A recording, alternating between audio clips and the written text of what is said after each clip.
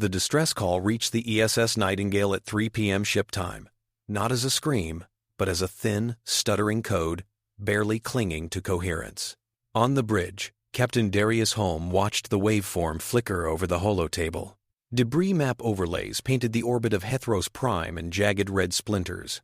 The last clear transmission from the surface before the code degraded into static had been a simple message stamped by an automated beacon.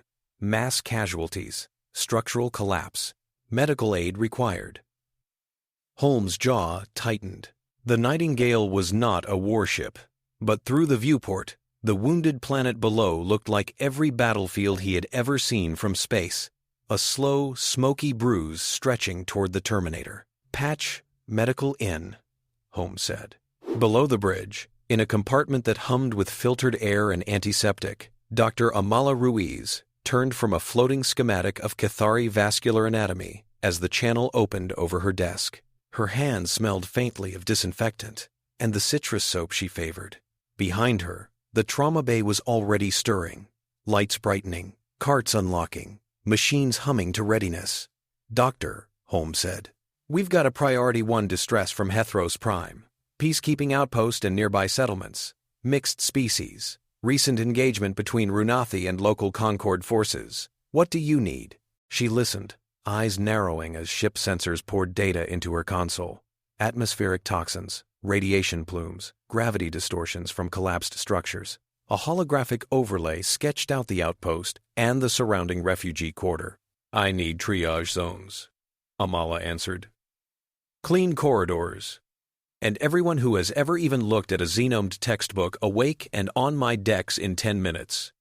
Holmes' gaze flicked to the tactical situation. Unidentified Runathi vessels were dropping off the far edge of long-range scans, but none were flagged as immediate threats. "You have my ship," he said, "within the limits of Concord law." He did not have to explain what that meant. They both knew. They both had signed the same agreements when the Nightingale was commissioned. After the channel closed, Amala opened the Cross-Species Triage Protocol with a familiar gesture. Words she could have recited in her sleep, scroll lit the air before her. Priority tiers by alliance membership, strategic value, command hierarchy, known political rank. In the compact font of law, sentient lives were sorted into abstract categories. She had participated in the committees that refined those categories. She had argued for changes, won a few, lost more. The protocol was the compromise that had let dozens of species trust shared medical resources on battlefronts. She also knew, cold in her bones from too many nights in too many dark makeshift clinics, that the protocol was wrong in ways that ink and consensus could not fix. Nurse Kessi Bolale appeared in the doorway of Amala's office, dark eyes already alight with focused urgency. She wore the orange band of a trauma specialist tied around her upper arm. "We're waking the bays," Kessi said, breathless from running. "Deck 4 is converting to Runathi-compatible atmosphere mix. We've got 2 Soluun techs on the way up for aquatic cases." "What's the scale?" "Unknown, but big," Amala answered. "Worse than our Leah station." Kessi's hand stilled for an instant at the memory of that particular hell. "We'll handle it," she said, a statement and a vow. As the Nightingale slid down toward the battered planet, its hull shimmering against ionized dust, the protocol floated at shoulder height beside Amala, lines of text casting faint reflection on the curve of her cheek. She forced herself to read it one more time, not as a physician, but as a citizen of the Aurelian Concord. It spoke of fairness and order, of maximizing stability, of the unacceptable risk of letting individual medics improvise under pressure. Her gaze moved from that abstract logic to the incoming telemetry of vital signs, beamed up from hastily deployed surface beacons. Heart rates spiking and crashing, respiration patterns of species with more lungs than she had fingers, thermal signatures too cold or too hot for human norms. The protocol did not mention their names. Amala dismissed the projection with a flick of her fingers. "Notify all triage officers," she told the ship's internal comm. "We will record decisions according to the protocol. But in practice, we go by medical need and chance of survival. Full stop. Species. And allegiance blind in the zones under my authority." There was a beat of silence. A few breaths, all over the ship. Captain Holm heard the announcement echo onto the bridge. He closed his eyes briefly. In that instant, he saw his career trajectory arcing downward, saw the reprimands, the inquiries, the subtle chill in the corridors of power when he walked past. He also saw, with the same unwelcome clarity, the memory of a younger version of himself on a burning colony, watching a field doctor choose between saving a wounded enemy child and a ranking officer who had asked what good it did to patch up the other side's spawn. That field doctor had been human too. Holmes still remembered the shaking in the medic's hands as he chose the child. Holmes opened his eyes. "Bridge to all decks," he said, overriding the internal channel just long enough to graft his voice onto Amala's order.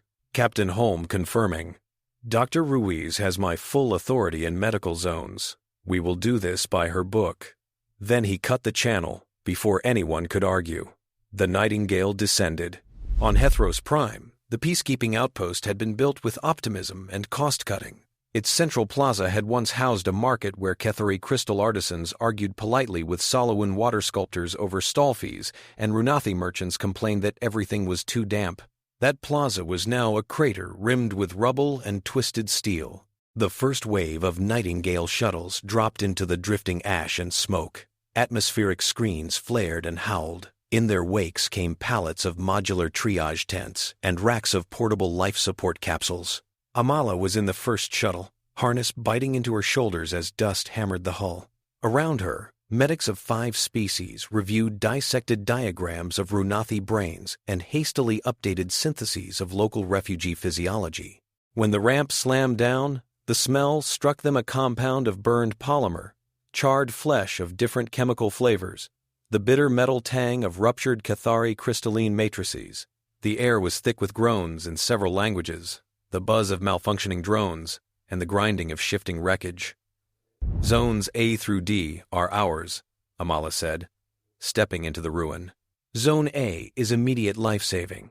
Zone B is delayed but salvageable. Zone C is palliative. Zone D is morgue. I do not want to see Runathi sections or Concord sections. We sort by urgency and viability. Let's move."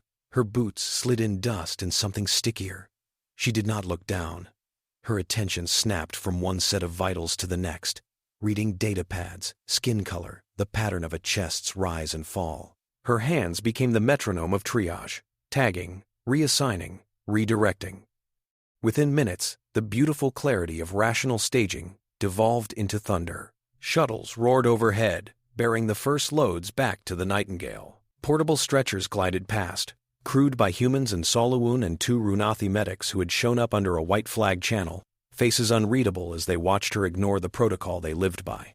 A Kethari official in a tattered diplomatic sash staggered toward her, a gleaming shard of crystal protruding from their side, refracting the red light into a rain of colors. "I am Trade Liaison, 3rd Sphere, of the Kethari Assembly," they said, voice high with pain and status. "I require immediate fording line." Amala saw the pale flicker at the edge of her vision. A human marine lying half-buried under a broken support beam, leg crushed, breathing shallow but steady. She saw, beyond that, a small body crumpled beneath a collapsed awning, limb angles all wrong, a fluttering heat sign too fast and weak. Her mind ran the calculus, honed by years of experience. The liaison could survive for an hour without intervention. The marine could, too. The child, if that heartbeat did not plummet in the next 60 seconds, might have a window if stabilized immediately. "I see you," Amala said to the liaison. "Paramedic Reese," she shouted, pointing. "Kethari puncture pneumonitis. High priority B. Get them a pressure wrap and route them to Shuttle 3. She did not wait for the liaison's offended sputter. She was already running toward the awning. The child's skin was a mottled greenish gold, patterned with fine scales that glittered faintly under the dust. They lay in a puddle of their own blood, chest moving in tiny, desperate tremors. One arm was pinned under a slab of stone. A taller adult scrambled beside them, hands bleeding where they had tried to shift the weight. Their eyes, large and black, snapped up to Amala as she arrived. "Please," they said, voice cracking in accented trade. "Please, they said you were coming. They said the Concord doctors. Move back. Amala ordered, but gently. What's their name? Species? Pavael, the adult said. We were not registered. They told us we were not. I am Sahriq. They said no one would come. Amala dropped to her knees in the dust, ignoring the grit cutting into the skin under her uniform. She pressed her gloved fingers to Pavael's throat, then lifted an eyelid, letting the portable scanner in her wristband sample the iris. The device blinked, uncertain, pulling from incomplete databases. Unregistered, it reported. Closest physiological match. Undocumented local clade. Amphibious adapted. Respiratory system fragile. Estimated survival chance without immediate intervention, 0. With intervention, 32%. Overridden, Amala said aloud to the device. Tag, Zone A. Highest current urgency. Her assistants hesitated for a fraction of a second. They all knew what that meant.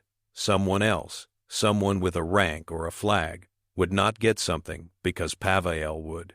Doctor, Kessie's voice came through her earpiece, tight. We've got a Kethari Liaison inbound listed as Tier 1 under the protocol. There's a complication with their shard fracture. We're being asked for your direct triage them as B, Amala said, as she slipped a stasis collar around Pavael's neck and directed a microdrone to start spraying coagulant foam under the stone. I will own it formally later. Right now, this child dies if we don't move. Sahriq stared at her as if she were something impossible. You heard her. Kessie snapped over comms, voice hardening into the steel. She reserved for the moments when orders had to carry more weight than rules. All teams, triage by medical state and salvageability. If you must blame someone later, blame Dr. Ruiz and file your complaint with the stars. Grunts of acknowledgement crackled back. They lifted the stone. Amala could hear the faint screams of twisting metal, the dry crystal crack of a Kethari voice, elevated by pain and outrage somewhere else in the ruins. The war did not care about her priorities. It had already begun. She merely walked through its aftermath.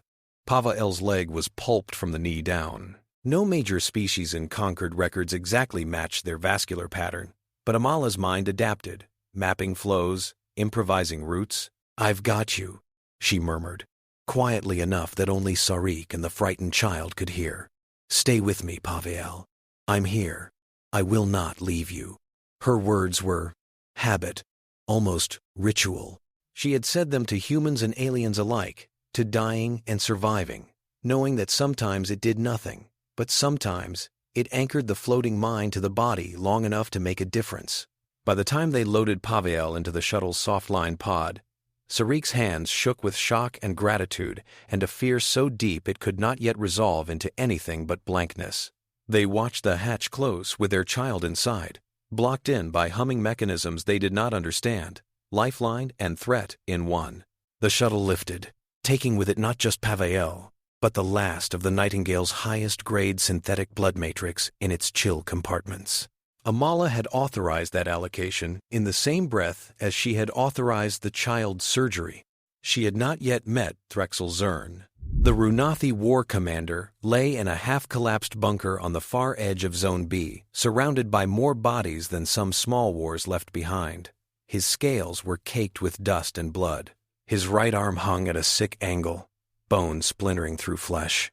A jagged shrapnel shard had nicked an arterial cluster in his lower abdomen. His own corpsmen had packed it with coagulant at the last moment before being crushed themselves. In the Runathi chain of command, his life had been worth 1,000 lesser soldiers. In the Concord databases, his name was a red flag, attached to a dossier of atrocities and cold tactical brilliance that made diplomats sweat. In the Cross-Species Triage Protocol, he was a complex edge case. High-value enemy combatant, potentially priceless for intelligence and peace negotiations, but also a symbol likely to inflame tensions, merely by existing. By the time Amala reached him, breathing through a mask as the air in the bunker thickened with fumes from a still smoldering generator, she had not slept for 19 hours. Her hands were steady. Her thoughts had begun to float a little, but they still hooked sharply onto the essentials of each new case. ID, she said to the hovering cam drone that had trailed her since she entered the bunker, quietly recording everything for post-incident review. The drone pinged Zurn's data into her visor. The dossier unfolded in the corner of her eye. She did not flinch. She had seen similar files before, worn them like a bruise in her chest. "Doctor," Kessie said through the comm, "we're out of advanced matrix. We're down to the second-tier synth. We can stretch it, but any major arterial repair is going to be roll the dice." "Understood," Amala replied.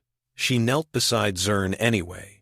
The Runathi's reptilian eyes snapped open, pupils narrowing to hard slits as they focused on her human features.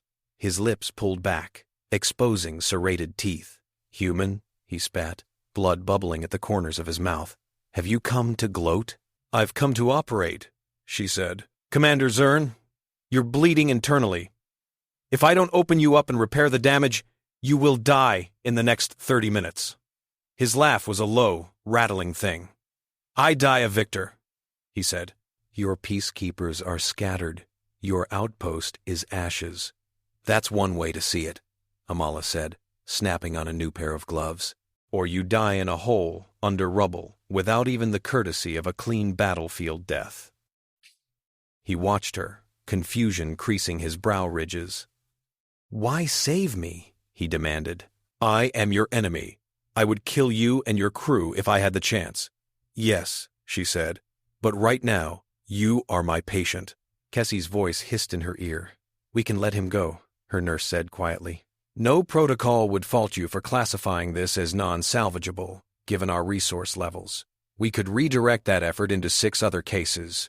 Amala knew that. She knew that the calculus favored writing off Zurn as a loss, ethically shielded by statistics and his own part in the destruction outside. She also knew that in the triage logs, his name had already been tagged by someone higher up as priority salvage for exactly the reasons that made her want to walk away.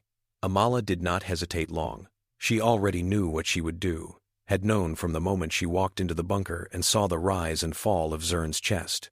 "Prep the secondary matrix," she ordered. "We use what we have left of it on him, carefully. He will likely need more in post-op. We will cross that bridge when we get there."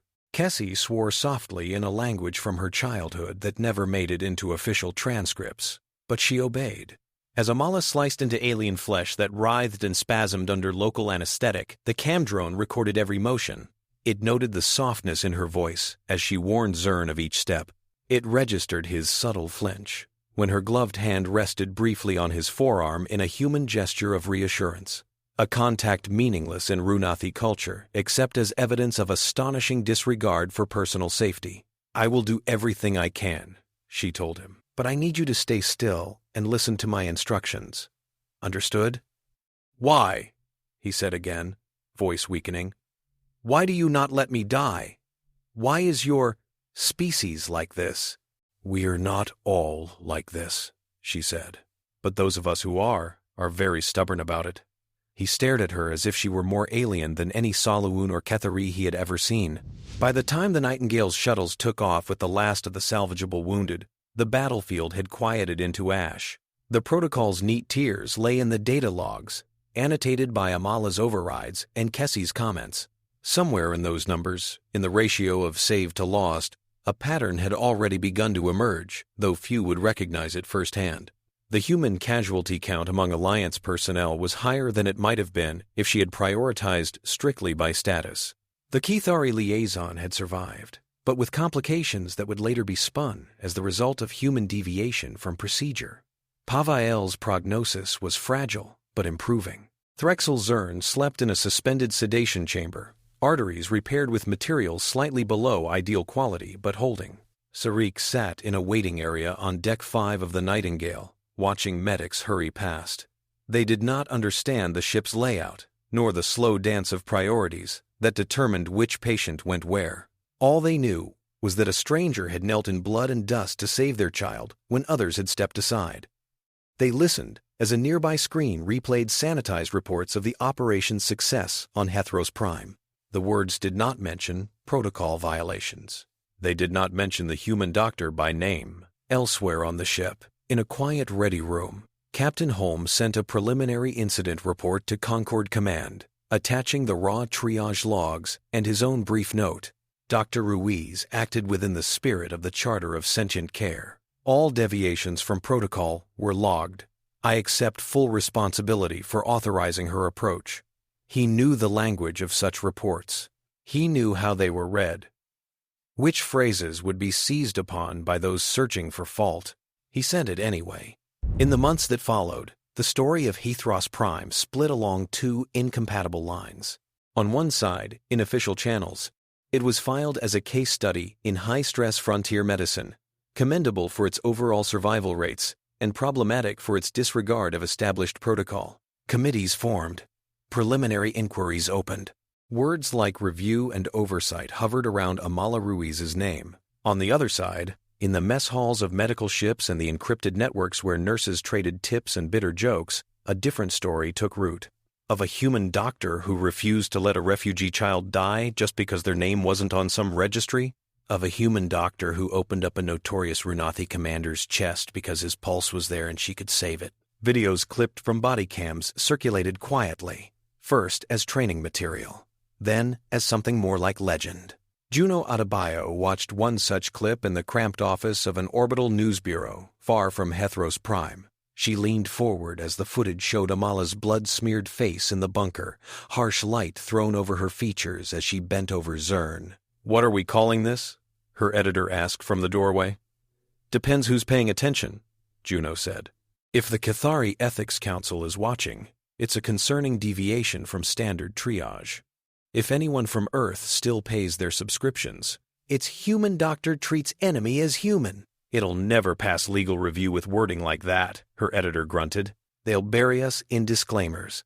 "They can try," Juno said. "But mark my words, this one is not going away." She was right. On a crystalline world half a sector away, High Arbiter Mthal of the Kethari Assembly read a distilled summary of Hethros Prime over the surface of a tranquil lake where their people conducted contemplation sessions. The text glowed over the mirror-smooth water, casting patterns of light into refracted depths. Mthal was old enough to remember when the Charter of Sentient Care had been only a proposal, a radical document written in hopeful ink at one of the earliest Concord summits. They had supported it then, in part because it gave form to something that had nagged at their conscience since the first wars with their Moon Clan neighbors. But Mthal had also presided over the drafting of the Cross-Species Triage Protocol. They had watched as the charter was domesticated by spreadsheets, as compassion was made quantifiable to fit the engineering of fleets and budgets. They had said yes to each small compromise.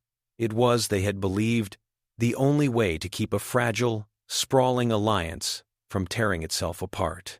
Now, their compound eyes reflected the line in the report that labeled Dr. Amala Ruiz's behavior as pathological overreach of compassion. They let the data hover over the water until it faded. Then, very quietly, they requested the full raw logs. At 10 a.m. Arkline Standard Time, months after Hethros Prime cooled, a formal summons arrived on the Nightingale's secure channel. Amala stood in the captain's ready room as Holm related, the official words from the Aurelian Concord flashing in the air between them. "Dr. Amala Ruiz, you are ordered to appear before the Concordant Ethics Tribunal on Arkline Spire to respond to charges related to your conduct during the Hethros Prime incident," Holm read. "You are to present yourself no later than—" He stopped. The date, though written in neutrally polite terms, allowed no room for delay. Amala's face, usually animated even at rest, smoothed into a controlled calm. "So," she said, "we've reached that stage. You knew this was coming," Holm replied. "Yes." He did not ask if she regretted anything. He already knew the answer. She had slept badly since Hethros, but not because of second-guessing. Her nightmares were of the ones she could not reach, not of the ones she had been punished for getting to. "I'll go," she said. "Of course. And I'll tell them exactly what I did and why." "You may need more than that," Holm said. "The tribunal is not a medical board. It's politics shaped like justice."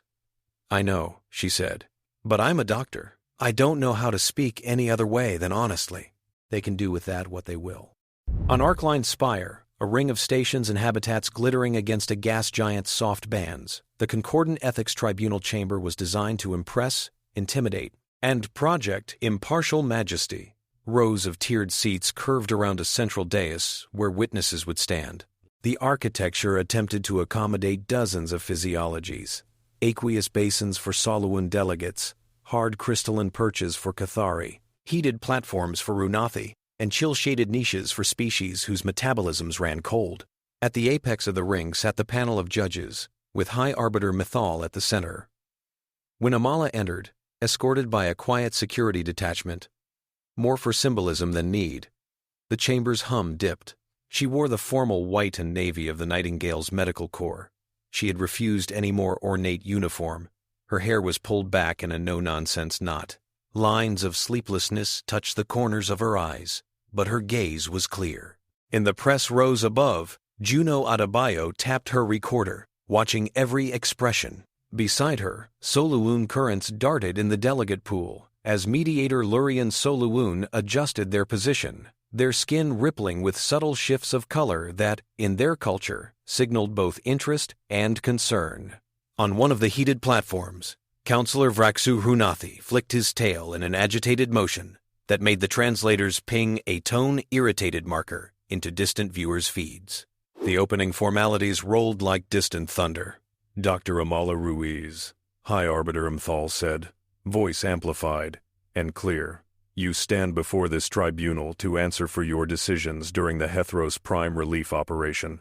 You are charged with multiple violations of the Cross-Species Triage Protocol, misallocation of critical resources, and conducting medical procedures that demonstrably endangered Concord's strategic interests. Do you understand the charges? Amala inclined her head. I do. Do you wish representation, or will you speak for yourself? I will speak, she said, but Ambassador Nicolae Petrescu of Earth has agreed to represent my case. All eyes shifted to the human diplomat seating himself at her side.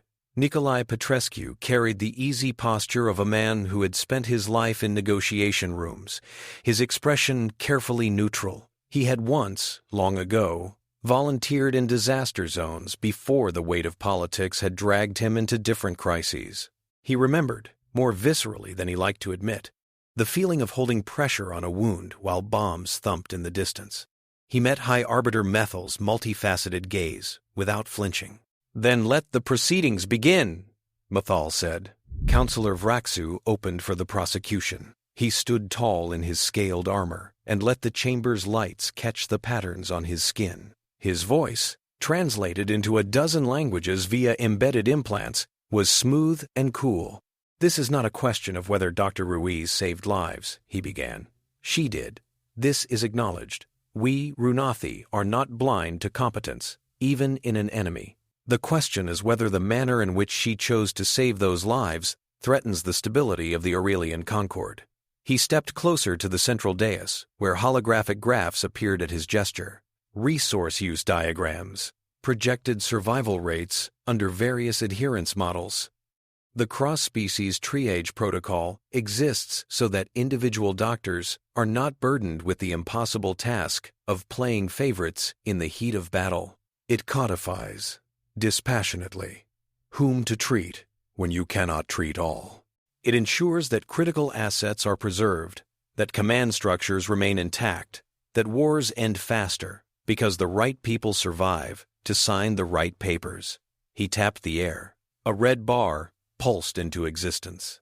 Dr. Ruiz chose to ignore these guidelines. She diverted high-grade materials to low-status individuals, including unregistered refugees.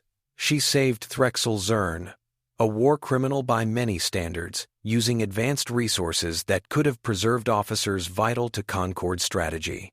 In doing so, she placed her personal emotion over jointly agreed law. Vraxu's gaze swept the chamber. If we allow this, what stops every medic on every battlefield from deciding that their gut feeling outweighs the protocol? Today, one doctor saves a child and an enemy commander. Tomorrow, another with different biases lets a rival species wounded die to preserve their own. The rules become meaningless. We descend into chaos. He let the word hang heavy. Compassion is a virtue, he said. Unregulated compassion on the battlefield is a weapon with no safety. From her place on the platform, Amala listened, her heart slowing into a strange, detached rhythm. She could not deny his description of her actions. She had done what he said she had. Her disagreement lay in the way he framed those choices, the assumptions baked into his logic. Ambassador Petrescu rose when Vraxu finished. "Counselor Vraxu is quite correct about one thing," he said. "This is not about whether Dr. Ruiz saved lives. It is about how we define the purpose of medicine in the midst of war." He gestured, and a different set of projections unfolded. Comparative survival charts plotted against adherence levels to the protocol, with the Hethros Prime incident highlighted. "Here is the data," he said. "Under Dr. Ruiz's deviations, total survival across all species increased by a significant margin versus projected outcomes under strict protocol. Not just human survival. Kethari, Runathi, unregistered refugees, everyone. If our goal, as written in the first sentence of the Charter of Sentient Care, is to minimize preventable suffering among sentient beings, then her approach fulfilled that goal more fully than the very protocol she is accused of violating." He allowed a murmur to rise and fall around the chamber. "The protocol," he continued, "was drafted as a tool to help us approximate the ideals of the Charter under limited resources. It was never meant to supersede the Charter's core moral principle. And yet we sit here today because a doctor prioritized bleeding flesh over position in a bureaucracy's filing system." He turned to Amala. "Doctor, for the record, did you know you were contravening established protocol when you chose to treat an unregistered child over a ranked Kethari Liaison?" "Yes," she said simply. "I did. Why?" "Because the child would have died in minutes without intervention. The liaison could wait, with a high chance of survival under palliative measures, until more staff freed up. The protocol told me to prioritize the liaison because of their political importance. The Charter, as I read it, told me to save the life in most immediate jeopardy if possible. I chose the Charter. And when you operated on Threxel Zurn, using advanced resources that might have benefited others more politically aligned with the Concord?" She hesitated, not because she was unsure of her reasons, but because she knew how they would sound in the ears of people who had never knelt under falling debris with their hands inside a living body begging it to go on. "He was bleeding out," she said. "I could repair the damage. I had the tools and knowledge. In that moment, he was not a symbol or a commander. He was a patient with a beating heart. I did what I was trained and sworn to do. Even knowing who he was, what he had done, especially then," she said quietly, "because if I allowed myself to decide that some lives were less worthy of care because I despised their actions, I would be crossing a line I never wanted to approach. There are courts to judge his crimes. My task is different." Her words rippled outward, translated into languages built around sense and color patterns and vibrations. Juno's recorder caught every syllable. Vraxu called his witnesses. One by one, Kethari administrators and Runathi officers stepped into the dais, voices clipped and precise. They spoke of procedural clarity, of the dangers of allowing individual conscience to override systemic planning. A Kethari logistics coordinator explained how precious medical nanoplastics had to be tracked across dozens of worlds. A single doctor diverting them from a designated high-value case could, in aggregate, undermine an entire campaign's resilience. A Runathi colonel spoke of deterrence, of how the mere rumor that hostile commanders might be preserved by Concord medics could alter enemy calculations in ways no one intended. "If your doctors become unpredictable," the colonel said, "we shall treat them as combatants. Is that what you want?" In the seats above, some delegates nodded grimly. They had seen more than enough war to fear any blurring of lines. Then Ambassador Petrescu called Sahriq. The refugees' hands shook as they stepped into the spotlight. The tribunal's translation matrix noted the tremor, assigned it a probable cause of stress, and filed it under human-accessible notes that would never capture the full depth of Sahriq's unease. They had never been this high above a planet's surface. The Arkline Spire, curving outside the chamber's transparent segments, made their stomach lurch. But when they looked down into the water of the Soluun basin, they saw the reflections of thousands of watching eyes and knew they could not turn back. "State your name and relation to the events on Hethros Prime," High Arbiter Mathal said, voice gentler than it had been with the prior witnesses. "I am Sahriq," they said, forcing their voice to steadiness. "I am the parent of Pavael, Who was injured during the attack on the outpost? How did you encounter Dr. Ruiz? Ambassador Petrescu asked. Sahriq inhaled, tasting the unfamiliar sterile tang of Arkline air, and began. They spoke of running through streets choked with smoke and screams, carrying their child as walls collapsed around them. They spoke of soldiers shouting, of someone in an alliance uniform scanning them and shaking their head because the database did not recognize their species. They said there were others who must be treated first, Sahriq said. They said we should move aside, that there would be comfort later if needed. Their voice cracked on the word. I thought Pavuel would die in that street, they whispered. Then Dr. Ruiz appeared.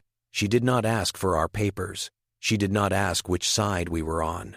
She only asked if Pavuel could hear her. Sahriq's eyes met Amala's across the chamber. She told my child to stay, they said. She put her hands in the blood and would not leave. Now Pavuel walks and breathes and dreams. If this is a crime, then your laws. They faltered, but gathered themselves. Then your laws are wrong. Silence followed, not of indifference, but of minds whirring, recalibrating. Mediator Lurian Soluun slid into the dais, next. Where Sahriq's words had been raw and trembling, Lurian's voice was smooth, layered with centuries of Soluun diplomatic tradition. Their skin rippled in blue-green patterns of earnestness as they addressed the tribunal. Our Charter of Sentient Care, they said, was written in response to the earliest horrors of interstellar war. It does not speak of ranks and assets. It speaks of suffering. It speaks of an obligation to alleviate preventable pain wherever we can, across species, across flags.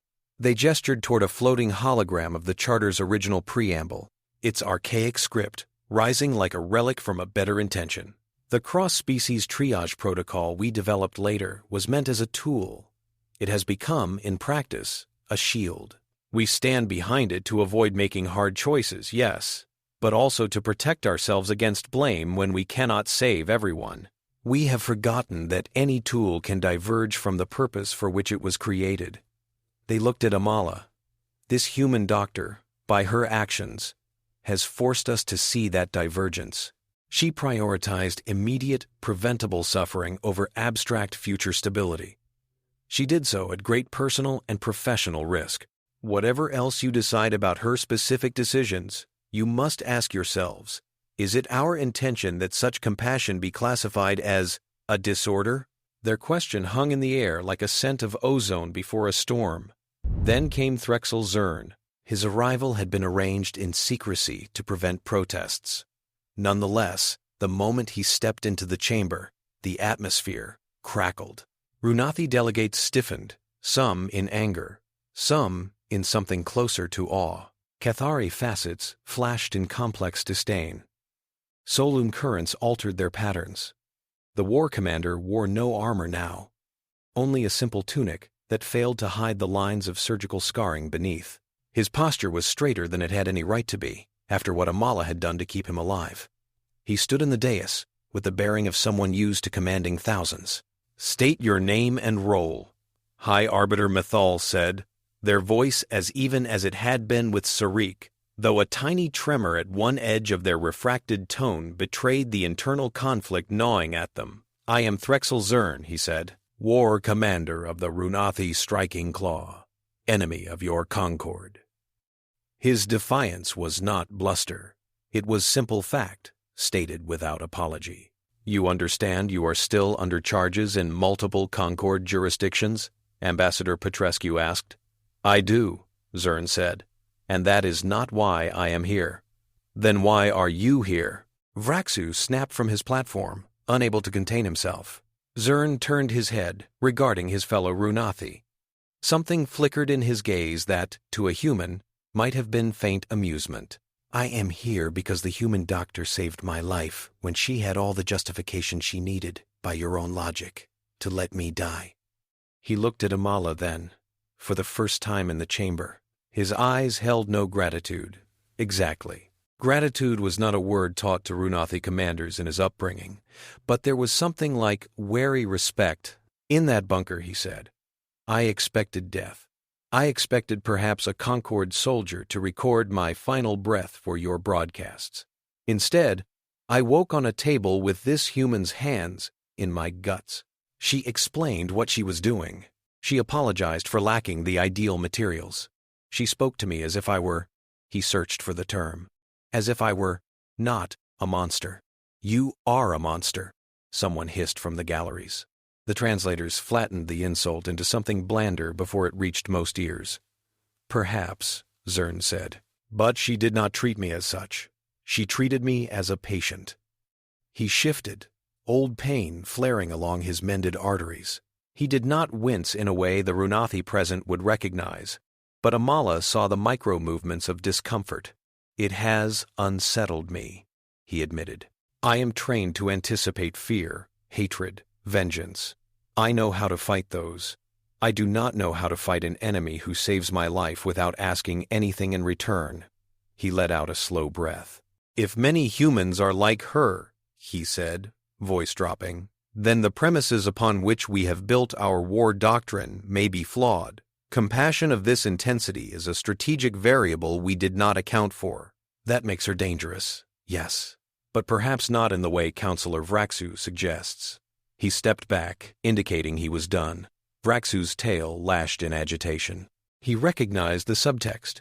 Even one of their own icons of merciless strength had been shaken, not by Concord fleets, but by a single human doctor choosing not to let him die. The tribunal recessed to deliberate.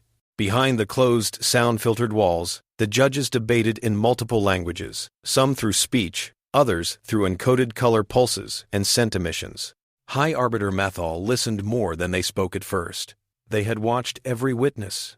They had read every raw report.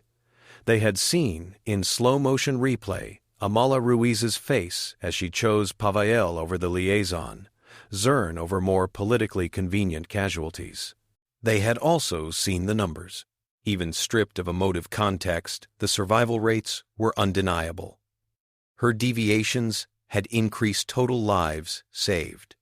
The Kethari tradition revered logic, but it also, in its oldest core, revered truth that did not always fit neatly into ledger columns.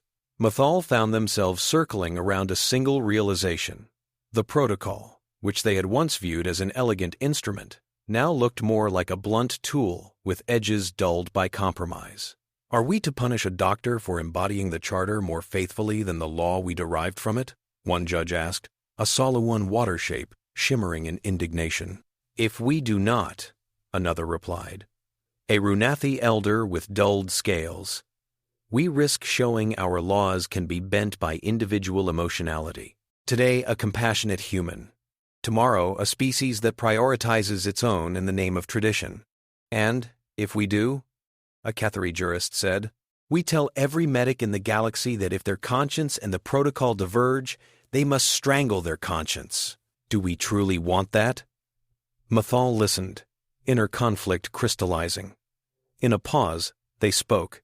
We did not create the charter to domesticate compassion, they said slowly. We created it to anchor it across cultures who define it differently. The protocol was always meant as an approximation. Perhaps Dr. Ruiz has simply shown us its flaws more starkly than we wish to see. The decision, when it came, was not unanimous, but it was clear enough to stand. Back in the chamber, the mood had turned electric. News of dissent spilled out in whispers and text flashes. Juno watched the judges file in, noting the way Mathal carried themselves heavier, as if under a weight that was larger than one case. Dr. Amala Ruiz, High Arbiter Mathal said, taking their place. Please rise. She stood.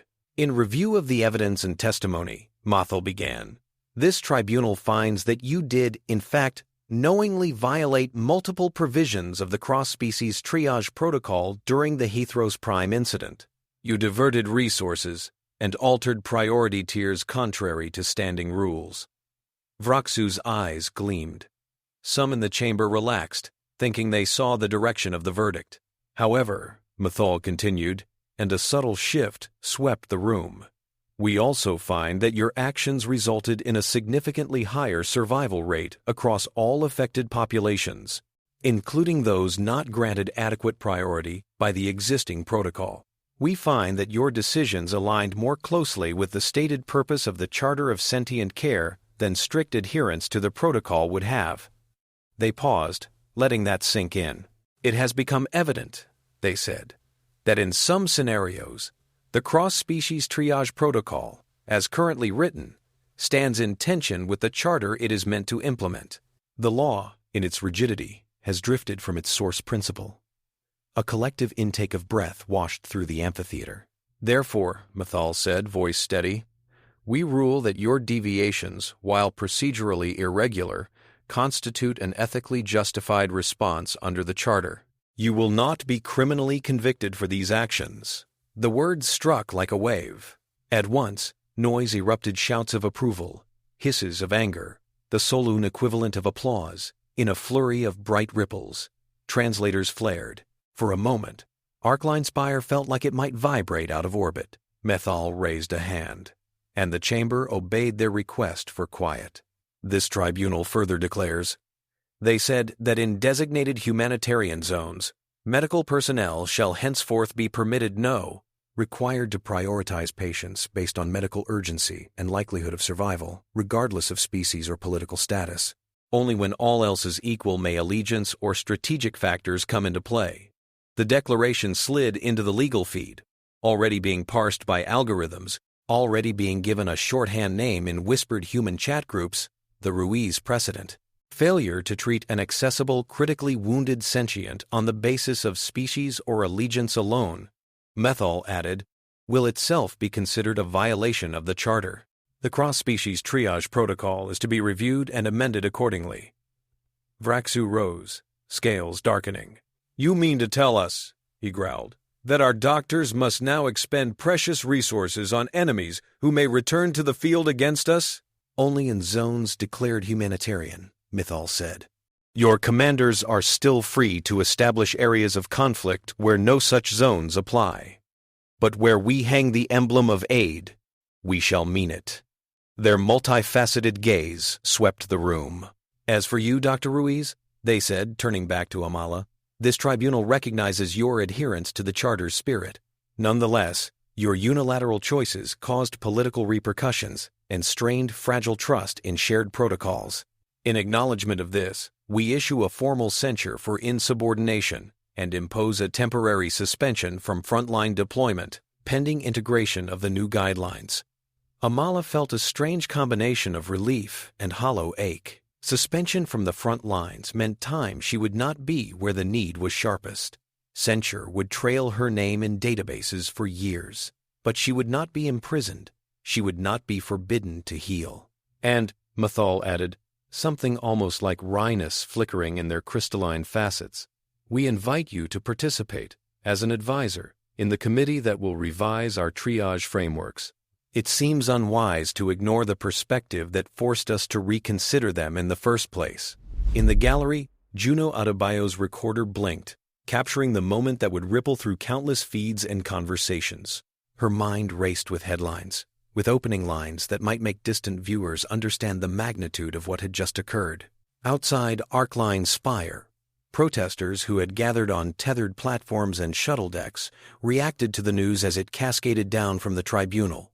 Soluun medics wept in relief, their empathy finally recognized by the law they served.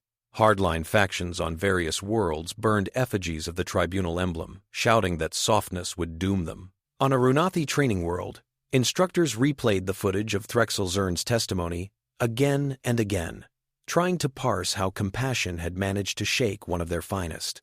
On the Nightingale, anchored in a holding pattern nearby, Kessi Bolale watched the verdict feed in the mess, surrounded by a mix of crew members who had sweated and bled on Hethros Prime. When the words "no criminal conviction" appeared, she exhaled so hard it hurt. Of course they still had to slap her wrist, she muttered, seeing the censure. But they blinked. The mighty protocol blinked. Later, on a quieter deck of Arkline Spire, away from cameras and official hearings, Captain Holm found Amala staring out at the curve of the gas giant. Its clouds swirled in vast, slow storms. "You're free to go," he said, "mostly. "I know," she replied. "They've given me a desk and a commission as a moral lesson." "You're underselling it," he said. "They rewrote the rules because you refused to ignore a bleeding child." She smiled faintly, tired to the core. "I didn't do it to change the law," she said. "I did it because I couldn't look Sahriq in the eyes and say, 'Your child doesn't fit the categories, so we let them die.' But if the law bends even a little in the right direction because of that, I'll take it." Holm hesitated. "There's more," he said. Earth and a few allies pushed for the formation of a new joint humanitarian fleet, dedicated relief ships, multi-species crews, autonomous and declared aid zones under the revised guidelines. "They want you as chief medical coordinator." She turned to him, eyes widening. "I thought I was suspended from front lines." "From military front lines," he said. "These are different lines. Lines where you make the rules within the bounds of the Charter. The Concord Emergency Relief Fleet will go into wars, famines, disasters, and no one will be able to tell you not to treat someone because their name's on the wrong list." Her heart thrummed faster, not with adrenaline this time, but with something like dawning hope. "And you?" she asked. Holmes shrugged. "I've requested command of the refitted Nightingale," he said, "assuming they don't decide I'm too much of a risk now that I've been contaminated by your principles." She laughed once, softly. "They'll approve you," she said. "They'll need someone they think can keep me in line." He did not say aloud that he had no intention of doing any such thing. The tribunal's decision had not only vindicated Amala, it had given him permission to trust the part of himself that had watched that field doctor long ago and wanted to be worthy of the same stubborn humanity. On a lower level of Arkline, in a recovery ward adapted for a dozen anatomies, Pavel walked carefully along a handrail, one leg ending in a smooth prosthetic that adjusted to their uneven gait. Sahriq hovered nearby, hands out but not quite touching, ready to catch a stumble.